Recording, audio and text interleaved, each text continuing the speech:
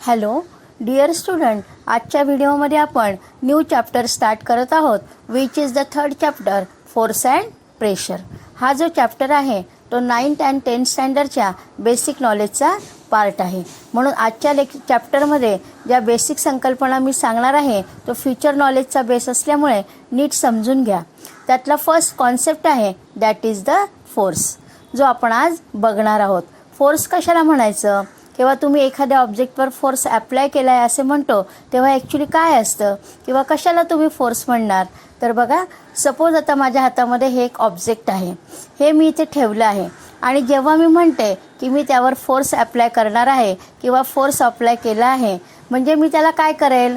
एकतर मी त्याला ढकलेल किंवा त्याला उचलेल किंवा त्याला ओढून घेईन, इजंट इट? म्हणजेच जेव्हा एखाद्या ऑब्जेक्टवरती फोर्स अप्लाय करतो, it means it will either pushing और पुलिंग इट. म्हणजेच फोर्सची साधी सोपी डेफिनेशन कशी आहे? तर एनी पुश और पुल ऑन ऑब्जेक्ट. बघा, फोर्सची साधी सोपी डेफिनेशन काय आहे? तर एनी पुश और पुल ऑन ऑब्जेक्ट. ओके, आता बघा, कॅन यू रिकॉलमध्ये तुम्हाला एक प्रश्न विचारला आहे, Newton's law of motion. Already तुम्ही हे शिकलेले आहात. न्यूटनचा फर्स्ट लॉ आपल्याला काय सांगतो? तर बघा, आधी एक एक्झाम्पल सांगते मी तुम्हाला.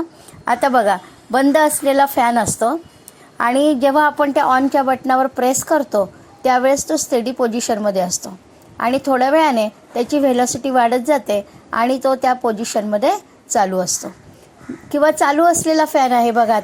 आता मी जर तो ऑफ केला, बटन जर त्याचं बंद केलं, तर हळूहळू काय होतं? त्याची व्हेलॉसिटी कमी होत जाते आणि मग तो बंद होतो. किंवा दुसरं एक्झाम्पल बघा, रनिंग रेसचं बघूया. आता बघा, तुम्ही तुमच्या मित्रांमध्ये रनिंग रेस लावतात.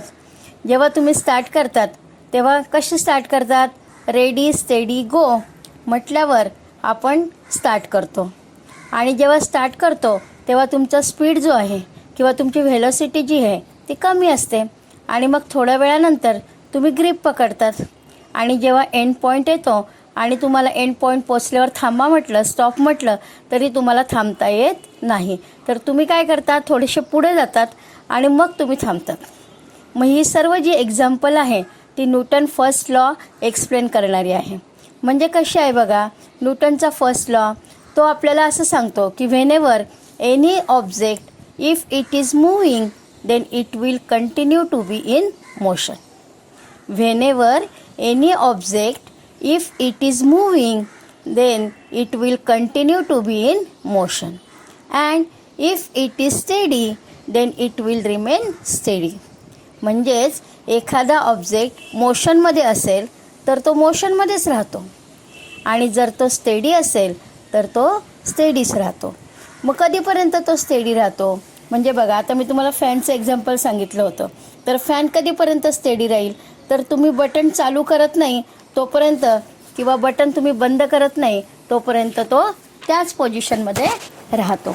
म्हणजेच एखादा ऑब्जेक्ट स्टेडी किंवा मोशनमध्ये राहील तोपर्यंत त्याच्यावर तुम्ही कुठलाही फोर्स ॲप्लाय करत नाही किंवा कुठलाही फोर्स त्याच्यावर ॲक्ट करत नाही तोपर्यंत तो त्याच पोझिशनमध्ये राहील. म्हणजे आता हा जो आपला न्यूटनचा फर्स्ट लॉ आहे त्याच्यामध्ये ऑब्जेक्ट हा त्याच पोझिशनमध्ये आहे आणि त्याच पोझिशनमध्ये तो राहणार जोपर्यंत तुम्ही फोर्स अप्लाय करत नाही. आता आपण फोर्सच्या कॉन्सेप्टकडे वळूया. फोर्सचे 2 टाईप आज आपण बघणार आहोत. ते सांगण्याच्या आधी बघा, मी तुम्हाला पुस्तकामध्ये बुकमध्ये 3.1 ही जी डायग्राम दाखवलेली आहे त्यामध्ये बघा 3 डायग्राम दाखवलेले आहे, 3 पिक्चर दाखवलेले आहे. त्या 3 पिक्चरमध्ये बघा काय दाखवलेलं आहे की फर्स्ट मॅन जो आहे तो मॅन एका कारला पुश करत आहे. बघा, पहिलं जे पिक्चर आहे त्याच्यामध्ये माणूस गाडी ढकलतो आहे, म्हणजेच a man pushing a car. त्याच्यानंतर दुसरं पिक्चर जे दाखवलेलं आहे त्याच्यामध्ये एका कुत्र्याला एक मुलगा ओढत आहे, म्हणजे a boy pulling a dog. हे एक एक्झाम्पल आहे. त्याच्यानंतर तिसऱ्या पिक्चरमध्ये काय दाखवले आहे की एक बॉय पायाने फुटबॉलला किक करतो आहे, म्हणजे a boy kicking a football. मग ही तिन्ही जी एक्झाम्पल आहे त्या एक्झाम्पलमध्ये बघा तुम्हाला कॉन्टॅक्ट दिसतो आहे. दोन थिंग्समध्ये कॉन्टॅक्ट दिसतो आहे. ऑब्जेक्ट आणि जो काही माणूस असेल, मुलगा असेल, त्यांच्यामध्ये कॉन्टॅक्ट दिसून येतो आहे. म्हणजे बघा मॅन आणि कार यामध्ये डायरेक्ट कॉन्टॅक्ट आहे. डॉग आणि बॉय यामध्ये फिजिकल कॉन्टॅक्ट नसला तरी बघा दोरीच्या साह्याने तो ओढतो आहे, म्हणजे त्या ठिकाणी कॉन्टॅक्टच होतो आहे. त्यानंतर बॉय जो फुटबॉलला किक करत आहे त्याच्यामध्ये फूटचा फिजिकली कॉन्टॅक्ट बॉलबरोबर येत आहे. म्हणजे या तिन्ही एक्झाम्पलमध्ये कॉन्टॅक्ट जो आहे तो डायरेक्ट कॉन्टॅक्ट आहे. आणि a force seen to act through a direct contact of the object or via one or more object such a force is called contact force. मग फोर्सचे जे दोन टाईप आहे, कॉन्टॅक्ट फोर्स आणि नॉन कॉन्टॅक्ट फोर्स, तर ही वरची जी तिन्ही एक्झाम्पल तुम्हाला दाखवलेली आहे ती कॉन्टॅक्ट फोर्सची आहे. नंतर बघा फिगर 3.2 मध्ये बघा 3 फिगर दाखवलेले आहे. त्याच्यामध्ये पहिली जी फिगर आहे, iron nails get attracted to the pole of a magnet due to a magnetic force. बघा या ठिकाणी काय सांगितलेलं आहे की मॅग्नेटला त्या ज्या पिना आहे त्या पिना त्याच्याकडे अट्रॅक्ट होत आहे, पण त्यांच्यामध्ये डायरेक्ट कॉन्टॅक्ट आहे का? नाही, त्यांच्यामध्ये डायरेक्ट कॉन्टॅक्ट नाही. त्याच्यानंतर बघा दुसरं एक्झाम्पल जे आहे त्या ठिकाणी काय दाखवलेलं आहे की एक कोंब दाखवलेला आहे आणि तो जो कोंब आहे तो पेपरचे जे पीसेस आहे त्याच्याकडे अट्रॅक्ट होतो आहे. मग ह्या ठिकाणी कोंब आणि पेपर ऑफचे जे पीसेस आहे त्या पीसेसमध्ये डायरेक्ट कॉन्टॅक्ट आहे का? नाही, डायरेक्ट कॉन्टॅक्ट नाही. But a pieces of a paper get attracted towards a comb. त्यानंतर थर्ड एक्झाम्पल जे सांगितलेलं आहे की बघा कोकोनटचं झाड दाखवलेलं आहे आणि त्या झाडावरून कोकोनट खाली पडतं आहे.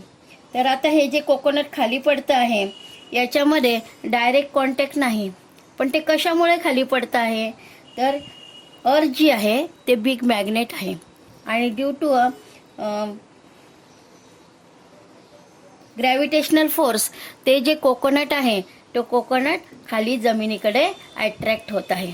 म्हणजेच या ठिकाणी 3.2 मधल्या ज्या फिगर आहे त्यामध्ये ऑब्जेक्टचा कोणत्याही प्रकारचा डायरेक्ट कॉन्टॅक्ट नाही, but still they get attracted towards each other. परंतु तरीसुद्धा त्यांच्यामध्ये अट्रॅक्शन आपल्याला दिसून येतं, त्यांच्यामध्ये कुठल्याही प्रकारचा डायरेक्ट कॉन्टॅक्ट नसला तरी. A force is applied between two object even if the two object are not in contact such a force is called a non contact force.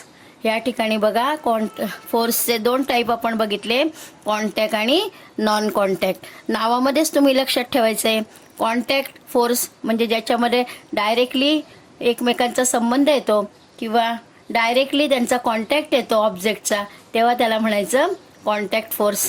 आणि जेव्हा त्यांच्यामध्ये कुठल्याही प्रकारचा डायरेक्ट कॉन्टॅक्ट नसतो but still they are attracted towards each other, त्याला म्हणायचं non contact force.